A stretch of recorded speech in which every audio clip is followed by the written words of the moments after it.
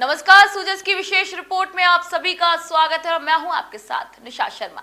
मुख्यमंत्री श्री भजनलाल शर्मा के नेतृत्व और निर्देशन में राजस्थान सरकार द्वारा प्रस्तुत वर्ष 2025 के बजट को प्रदेशवासियों के लिए एक व्यापक विकास की सौगात माना जा रहा है।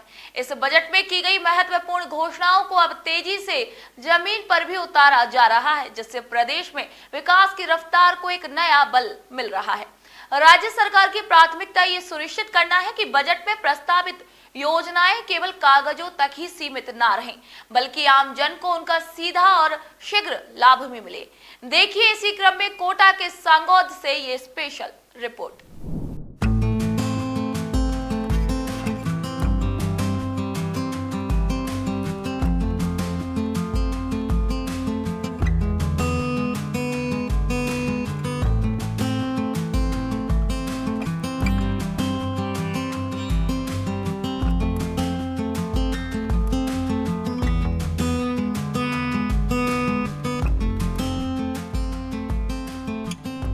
ऊर्जा मंत्री श्री हीरालाल नागर ने बालूहेड़ा चौकी पर आयोजित एक भव्य समारोह में बालूहेड़ा, झालरी और देवली ग्राम पंचायत क्षेत्रों में विभिन्न विकास कार्यों का लोकार्पण और शिलान्यास किया।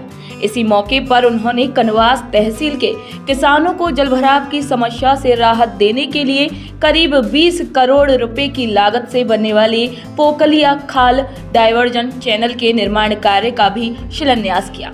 इसी दौरान मंत्री श्री नागर ने कहा कि ये डायवर्जन चैनल ग्रामीणों की वर्षों पुरानी मांग रही है। जल भराव के कारण फसलें बर्बाद हो रही थी, जिससे किसानों को भारी नुकसान भी झेलना पड़ता था। अब इस चैनल के निर्माण से खेतों में पानी नहीं भरेगा और खेती को सुरक्षित वातावरण भी मिलेगा। उन्होंने निर्माण कार्यों की गुणवत्ता को लेकर सख्त रुख अपनाते हुए स्पष्ट चेतावनी दी है।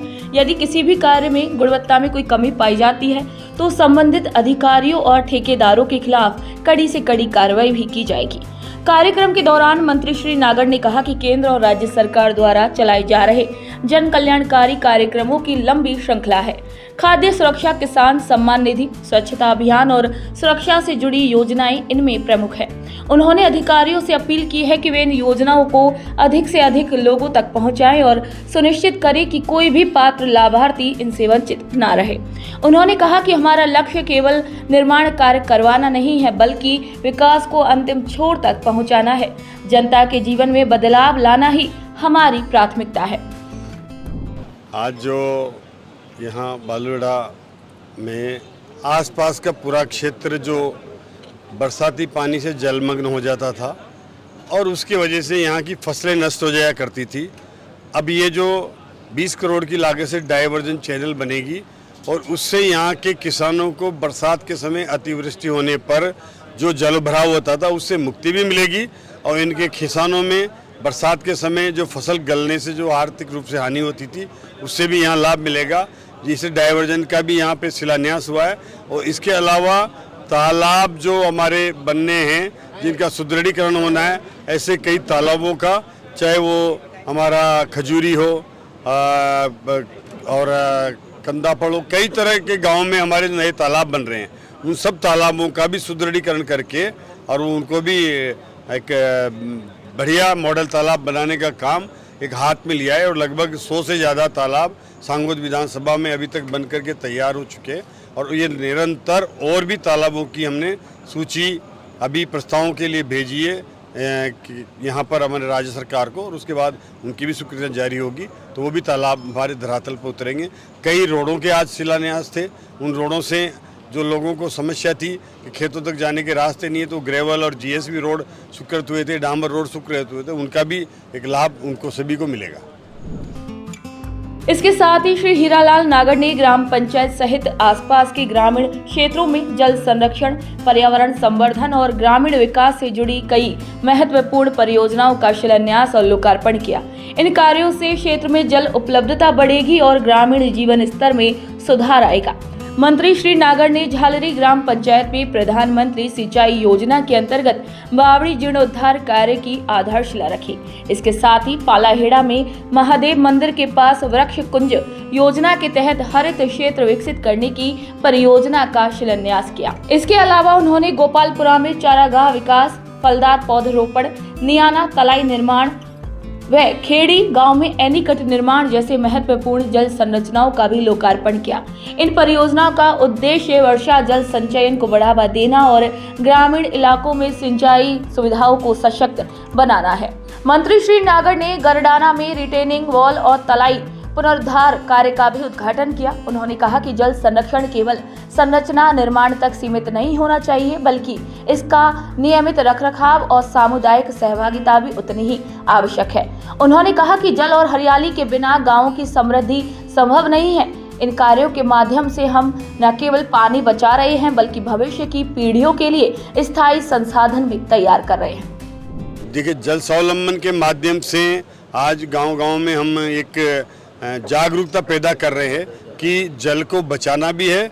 और वंदे गंगा योजना के तहत आज जिस तरह से हर तालाब में हो, कुआं हो, बावड़ी हो, उनका संरक्षण करना है, उन्हें कैसे हमें संरक्षित करके और जल को बचा करके और जल के प्रति एक जागरूकता पैदा करनी है। तो आज उसके लिए भी एक शपथ दिलाई है कि जल ही जीवन है और जल के माध्यम से ही हम आगे आने वाली हमारी जो अगली पीढ़ी है उसके लिए संरक्षण करके ही हम जल को पुनर्भरण कर सकते हैं। इससे जल का पुनर्भरण भी हो, तलाइयों की हमारी की रखरखाव हो, अच्छे से उनका संरक्षण हो, ताकि जल हमारे जीवन का एक बहुत महत्वपूर्ण अंग है जिसके लिए हमें आवश्यक है।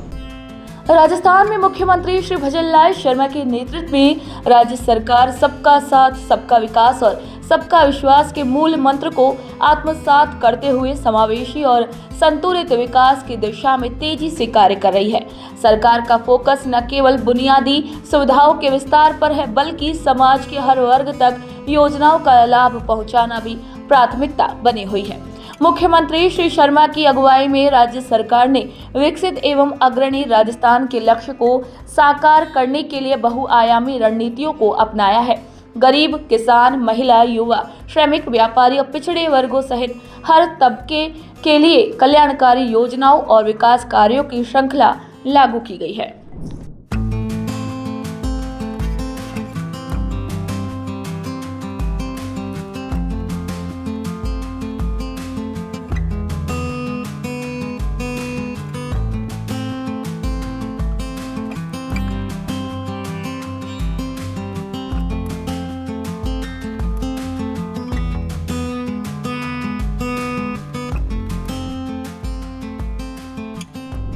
मुख्यमंत्री श्री भजनलाल शर्मा के नेतृत्व में राजस्थान एक नए युग के प्रवेश द्वार पर खड़ा हुआ है, जहां विकास समावेशी है, नीतियां जन केंद्रित है और प्रशासनिक दृष्टिकोण स्पष्ट रूप से जनसेवा की भावना से भरा हुआ है। तो आज के सूजस विशेष रिपोर्ट में फिलहाल इतना ही। फिर आप सभी से मुलाकात होगी नई खबर, नई जानकारी के साथ। तब तक के लिए मुझे दीजिए इजाजत। नमस्कार।